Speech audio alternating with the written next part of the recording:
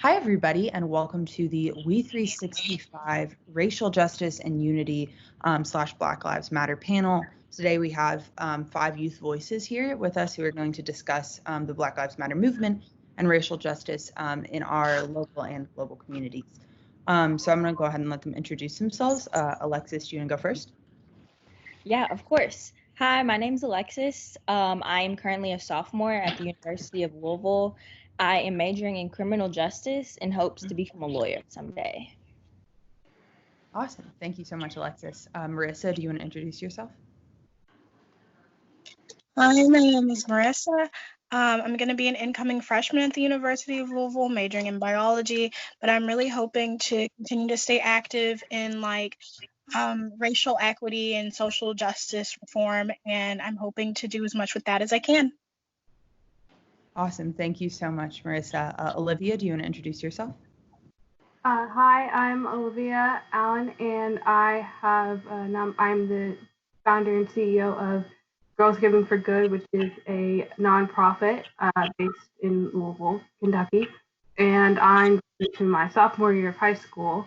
So currently, my nonprofit is specifically focused on racial justice and equality, but we do some other things. Awesome. Thank you so much, Olivia. Dale, do you want to introduce yourself? Yes, my name is Dale, and I'm currently in school to become an electrician. And one day I hope to own a contracting company. Awesome. Thank you so much, Dale. And finally, Ava, do you want to introduce yourself? Okay. Sorry. You're unmuted. Go ahead. Okay, sorry. I don't know how to do it for real, but my name is Ava, and I'm gonna be a sophomore at Louisville, and my major is Women and Gender Studies with minor in African American Studies and Social Change. Awesome. Thank you so much. So now that everybody's introduced themselves, I'm going to hand over the mic to Alexis. She's going to be our host for today. So take it away, Alexis.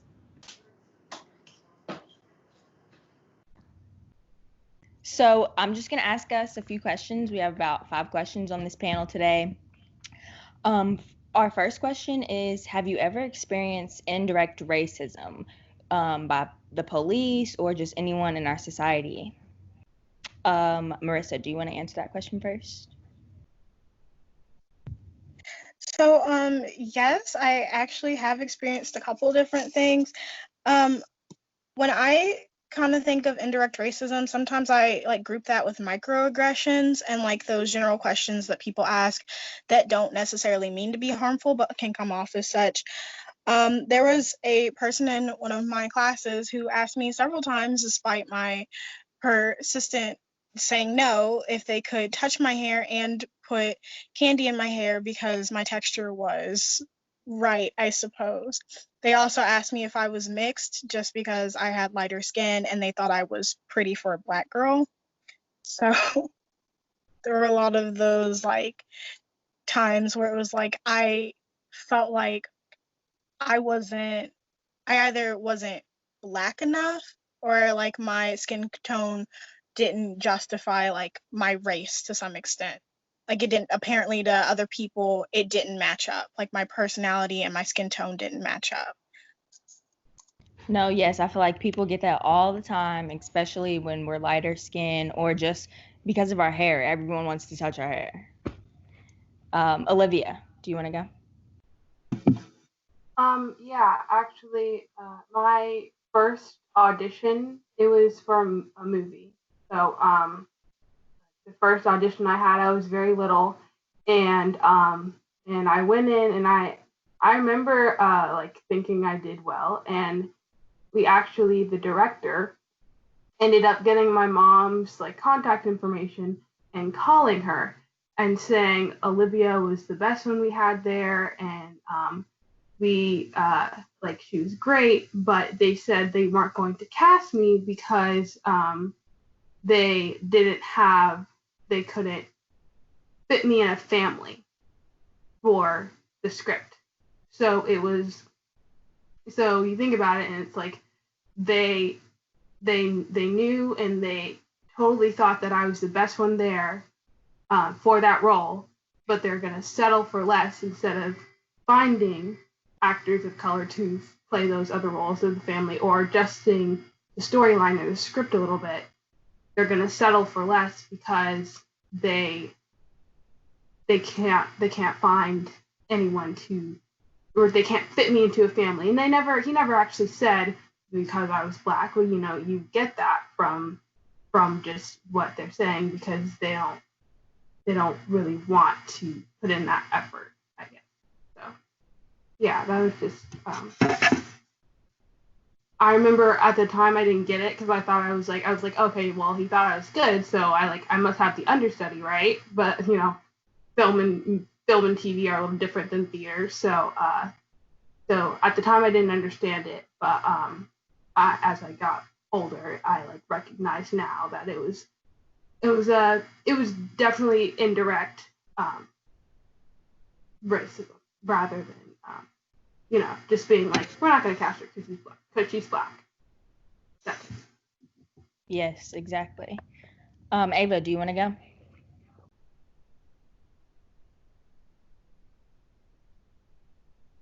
I think you're muted.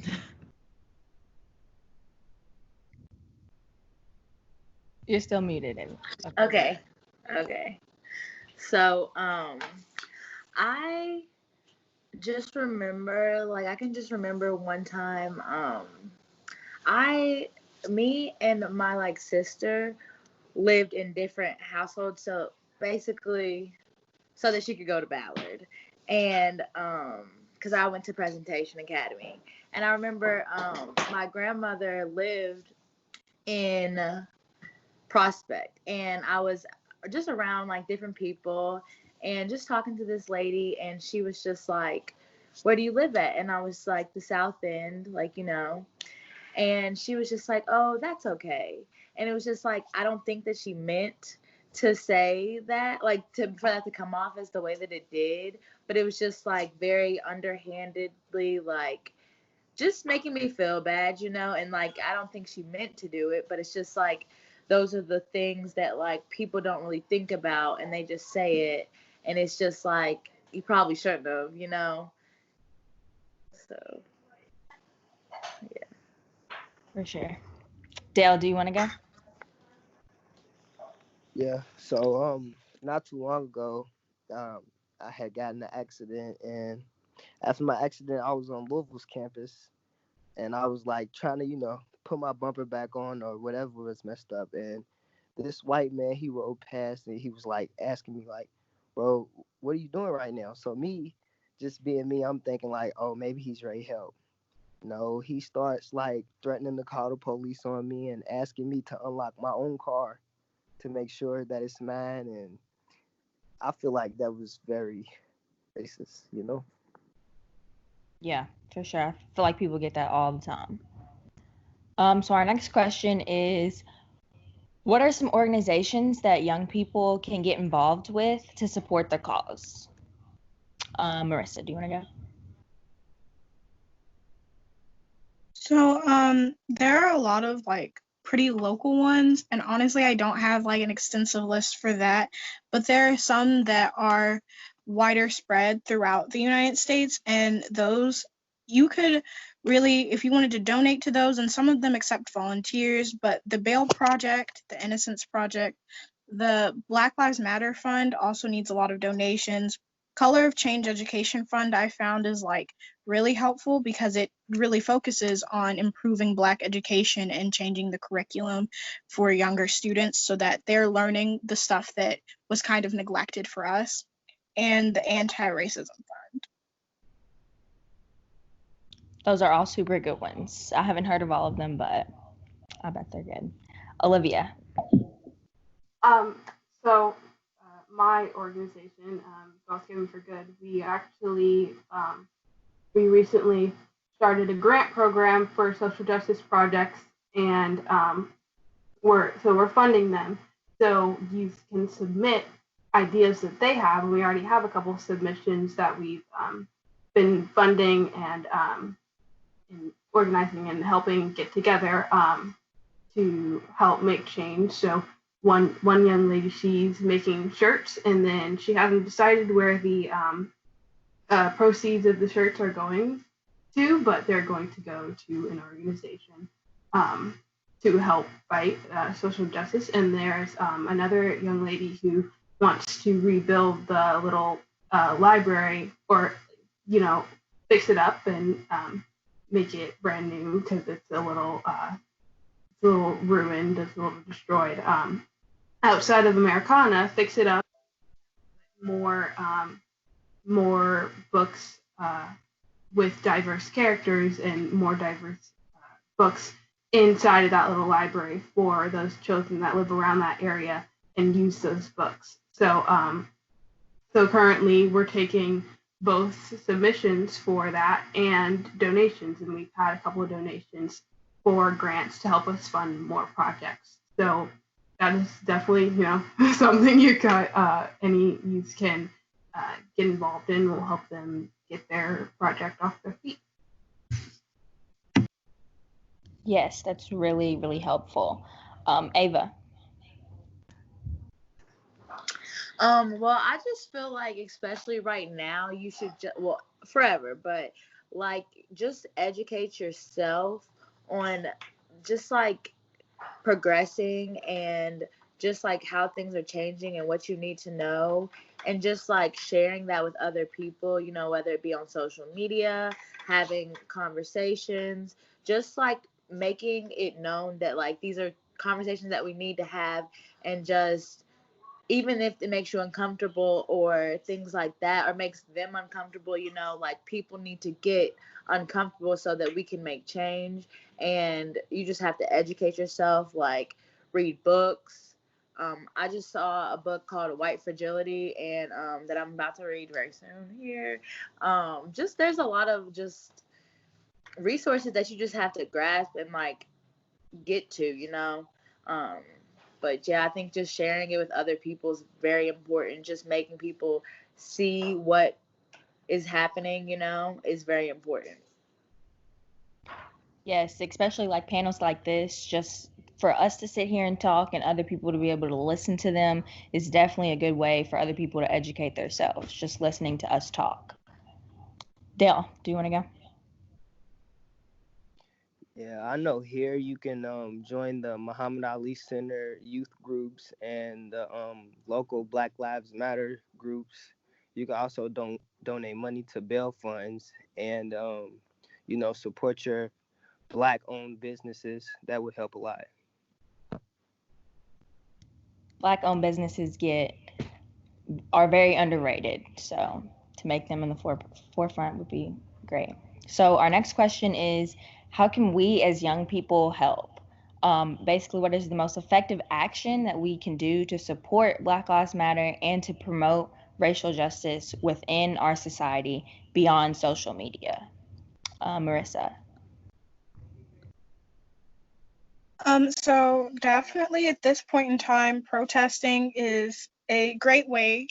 But obviously not everyone can be on the front lines, and obviously we need people doing other things. So I'd also say that emailing and like calling your legislators and sending letters to the politicians and letting them know that we're looking for change, we need justice for Breonna Taylor, like just letting them know that we're here and we're listening, and there's ways to send out letters and ways to get their attention, even if the politicians themselves are trying to ignore the protests. Flood their inboxes, let them know that we're not like staying away from this. Like, this is something that we're going to continue to do. Signing petitions also really helps. The Elijah McClain case the Elijah McClain killing was in October of 2019, and they closed that case, but it was opened up again because of the amount of signatures that his petition got. So signing petitions really does make a difference, and change.org is a really great place to find a lot of petitions, and they typically give a little summary of what you're signing for. But I would want to add, just don't donate to change.org, just because the money you donate there doesn't go towards helping the families or social justice necessarily. It goes to putting that petition higher on the list of petitions to sign. It doesn't make it, it doesn't improve social justice. It's not going towards legislation. It just goes to change.org. Thank you. I did not know that, so you taught me something new. Olivia. I would definitely agree with everything that Marissa said. Calling your legislation, calling your mayors, your senators, people in office, and flooding their voicemail boxes, and making sure that their phone is constantly ringing, because we're all, like, a lot of us are on our phones anyway. It doesn't really take that long to search up the number and dial. So you have that, and then I think just making sure that within our friend groups and through, like, with our peers, that we are making sure that we call out, and that we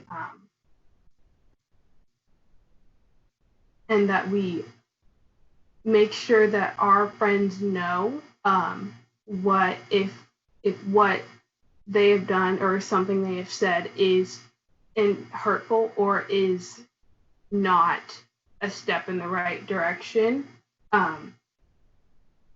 because that's the only way that we're going to make that step, is that even if it's not because there's a lot of things that people say that it's like it's not intentionally, their intention is not to hurt or but it still does, and so we need to make sure that we are calling out, and that we're not afraid of losing friends. I know that a lot of people tend to not speak out because they don't want to, like, lose that friend or drop this circle of people. But if this circle of people doesn't support you, then why are you in this circle of people? Because you need to be around people that support your beliefs and your rights.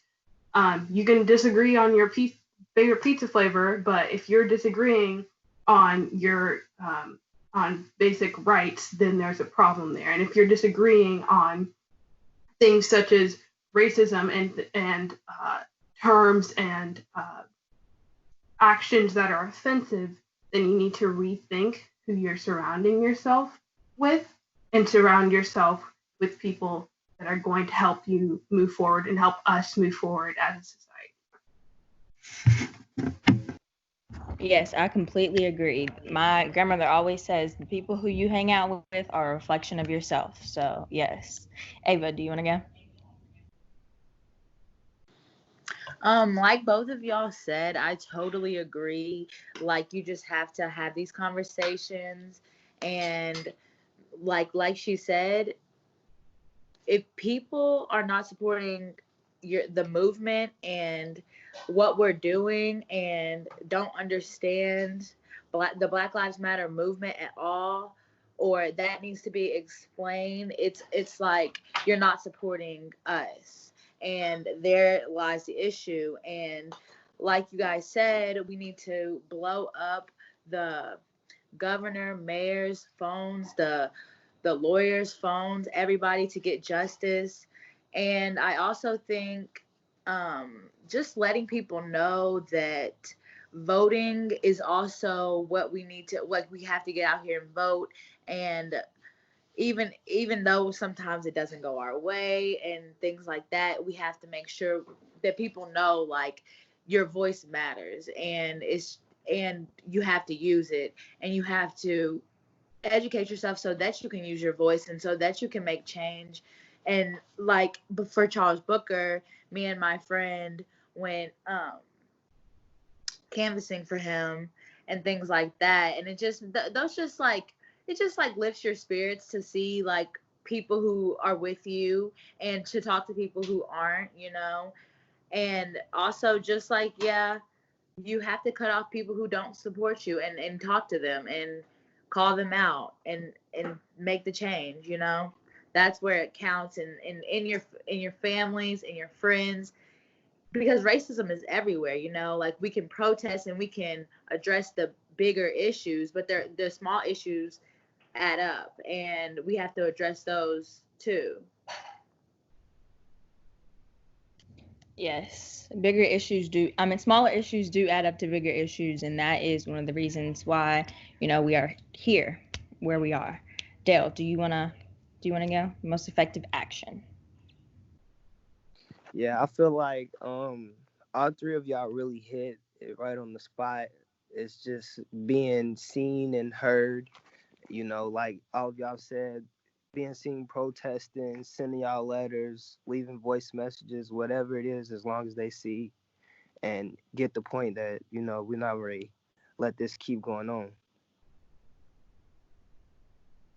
I agree. And I would add to everything that we've all been saying, voting is also super important. Getting out there, voting, going to the polls, making sure our voices are heard, just like all of you had said. Alrighty, our next question is, have you or any of your family members been targeted by the police due to skin color? Marissa. I personally have never been, but my dad, a few years back, and by a few, I mean, I think this was about 15 to 20 years ago. I'm not entirely sure on the time frame, but my father was arrested because he fit the description of a man who had robbed a white woman, and the sole reason he fit the description was because he had dreads and darker skin. Wow, that's crazy. Olivia, do you want to go?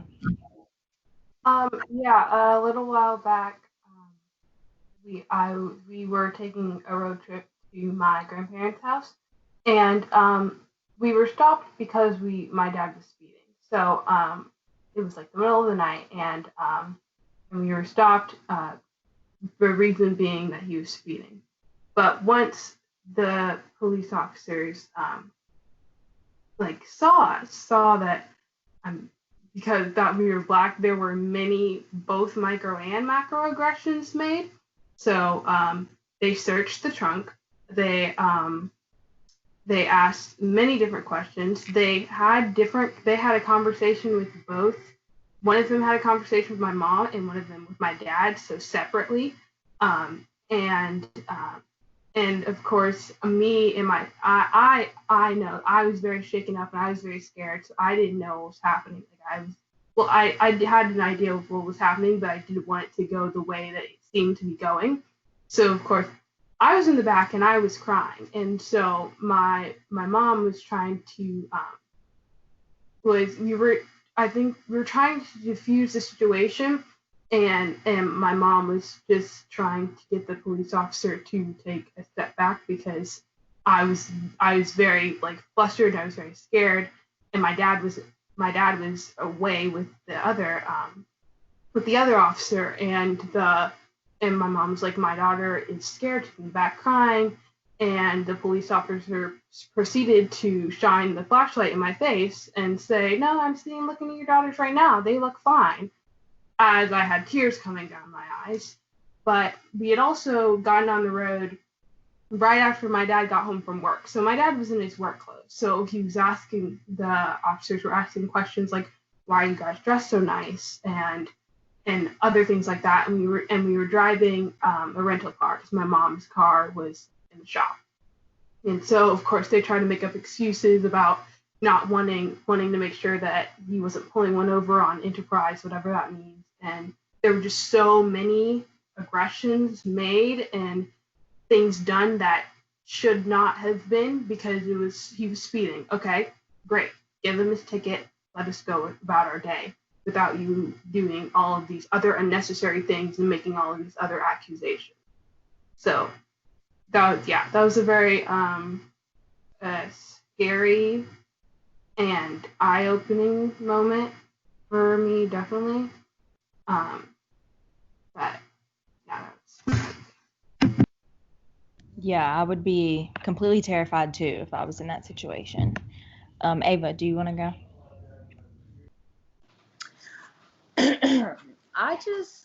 I've never had a real incident like that, But I just want to speak on how people of color have to address the police, and how it's just like embedded in us to like almost fear the people who are supposed to protect us because of how history has been and how it is today, so I just feel like it's just really mind-blowing how I even have to address the cops rather than like my friends who are white, like, or how I see the police, and like just seeing the cops just makes me feel like just nervous inside, and just like I don't know what's going to happen, or like I have to be scared. And while I was protesting, just like being in front of a line full of police officers who are supposed to be the people who protect you, and that was the most feared I've ever felt, for real, was just kind of like mind boggling, and just reminds me how things are, and just how I feel, just it brings it all to the surface. Like, this is really how it is here. And it's just crazy to me that people of color have to go through that, and it's like that.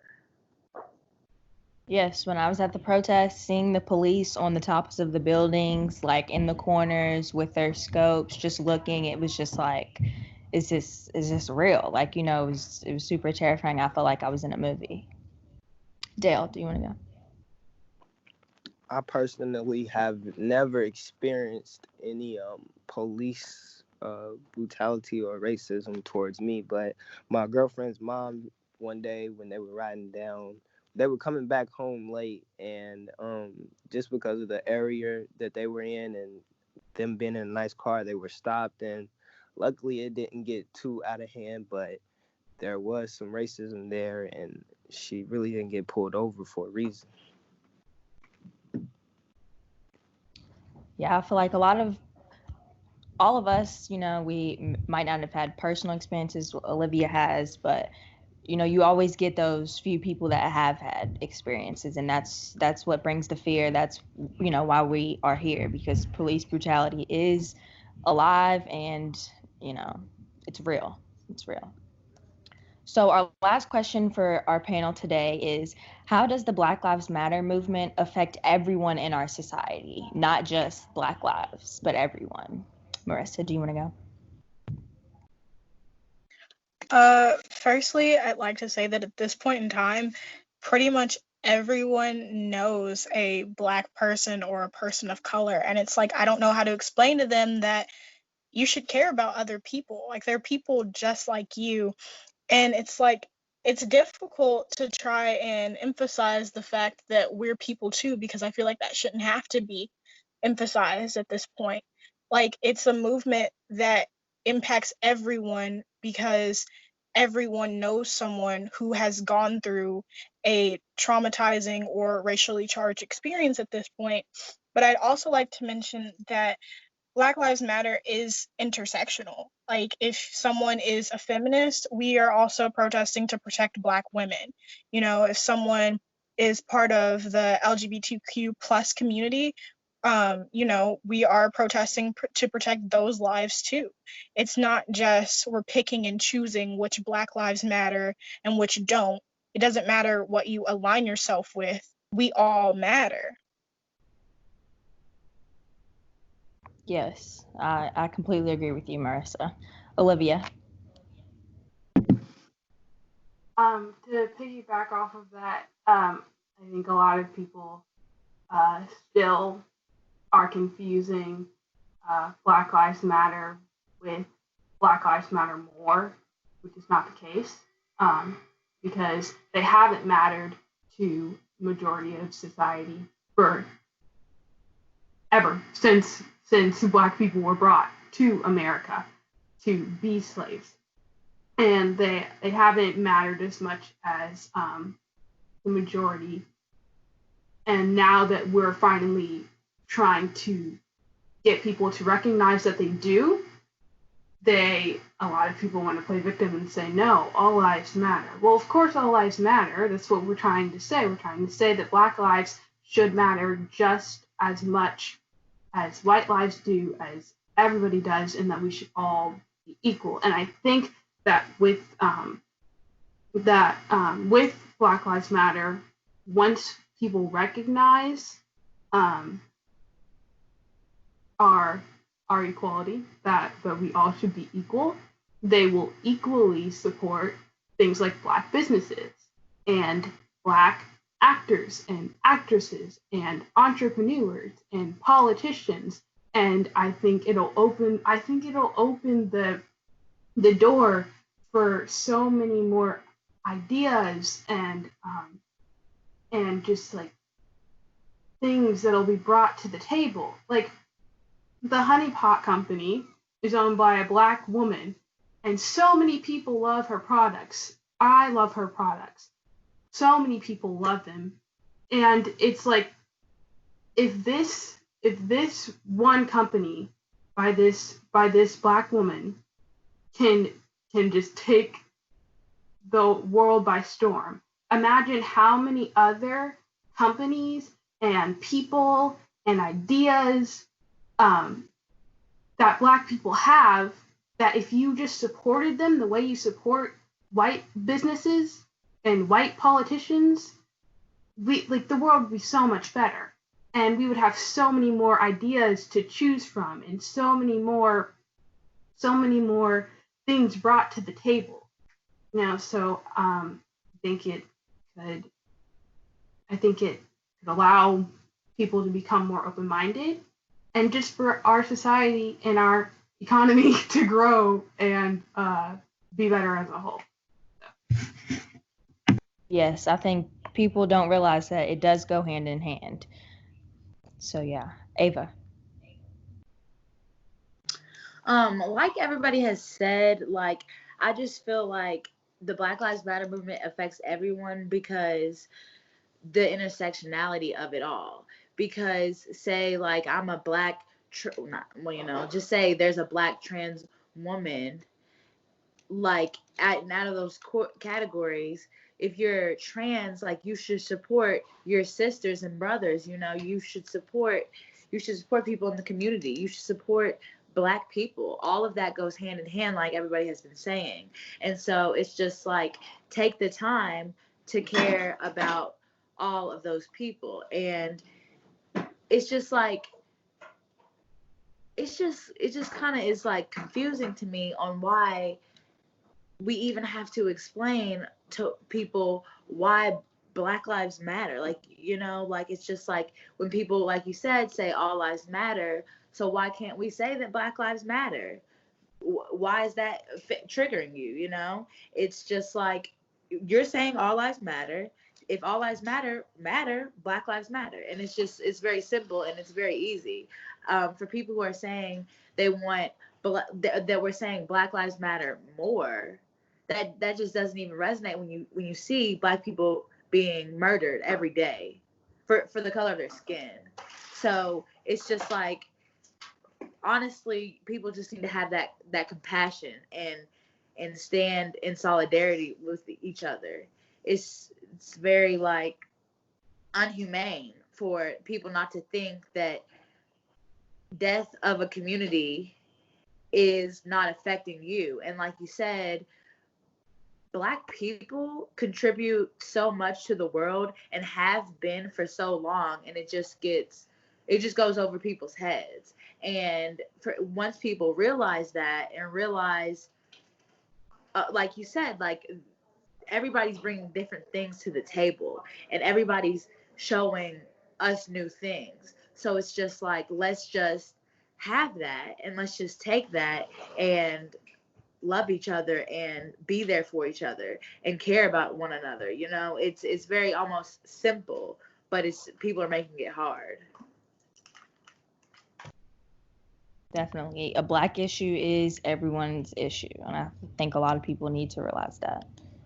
Dale. I think Black Lives Matter affects everyone because we live in a country that prides itself on equality and justice, and that includes Black lives. We are a part of, this country, And I feel like if you aren't supportive of the Black Lives Matter movement and you do counter argument with all lives matter, then you are very much a part of the problem. Yes, definitely. It's an everybody issue, and we need everyone to band together to make change. You know, it's out in the protests, you don't just see Black people, you see everyone. You see white people, you see Black people, you see Hispanics. Like it's a wide range of everyone there trying to create change. So I think Elizabeth is going to get on here and close this out. Yep. Thank you all so much. It was really great to hear from all of you. I know that I've been enlightened, and I think it's great to hear from a particular sector of youth in the Louisville community that it really shows that this racism and systemic oppression has affected everybody, all age ranges, and all different colors of skin and different types of hair and everything like that, and that the Black Lives Matter movement does affect everyone in our community and not just Black lives.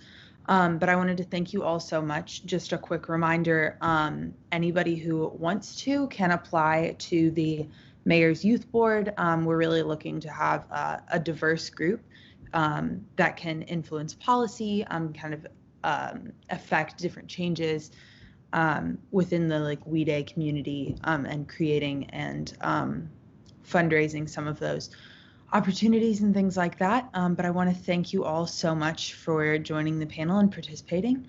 Thank you.